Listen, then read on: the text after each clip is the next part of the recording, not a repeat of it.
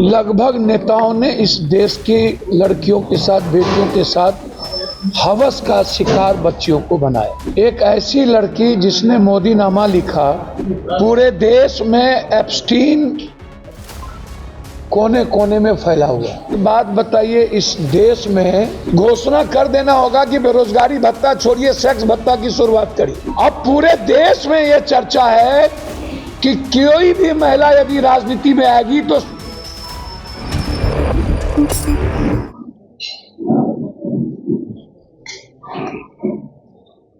एक मुद्दा है जिससे देश परेशान।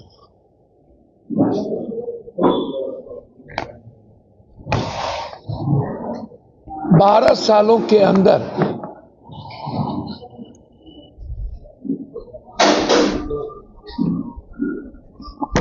लगभग नेताओं ने इस देश की लड़कियों के साथ, बेटियों के साथ हवस का शिकार बच्चियों को बनाया।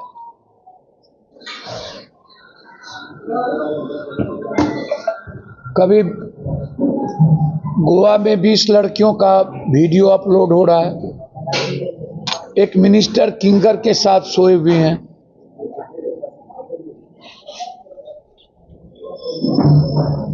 एक ऐसी लड़की जिसने मोदीनामा लिखा,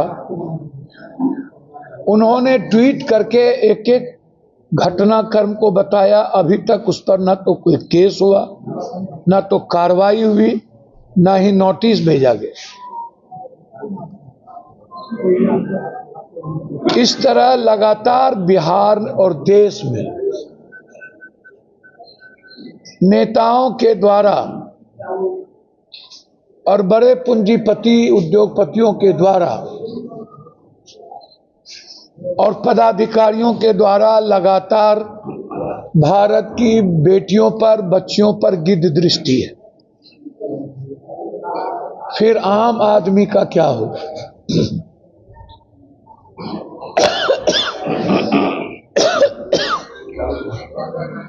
हम लोग नैतिक मूल्य को खो चुके हैं।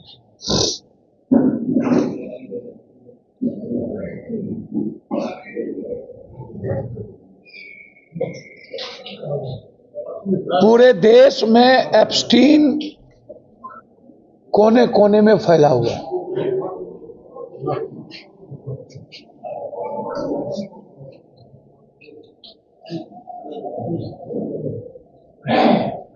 प्रज्वला से लेकर के उज्ज्वला तक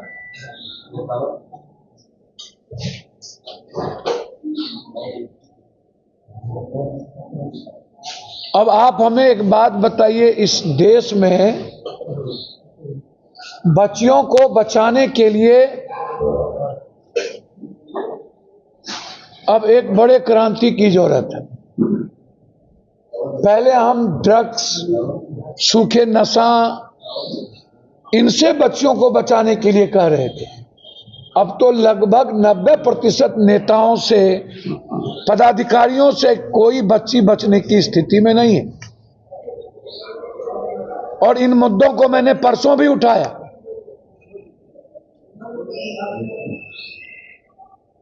अब हमें लगता है इस बात का हम सबको घोषणा कर देना होगा कि बेरोजगारी भत्ता छोड़िए, सेक्स भत्ता की शुरुआत करिए।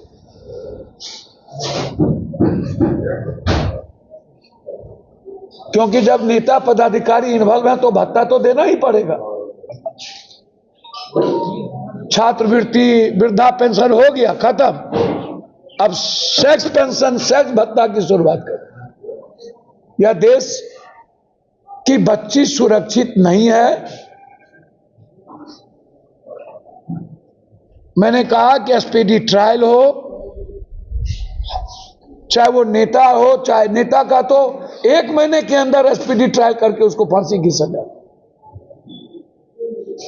अब पूरे देश में यह चर्चा है कि कोई भी महिला यदि राजनीति में आएगी तो रूम होके गुजरना पड़ेगा। इससे बड़ा दुर्भाग्य क्या हो सकता है? ये मेरी मां बहनों के लिए गाली है। पिक्चर में जाइए, तब बिस्तर से निपटिए,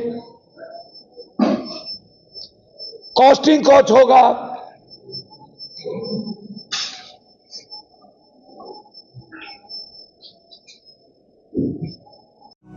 है।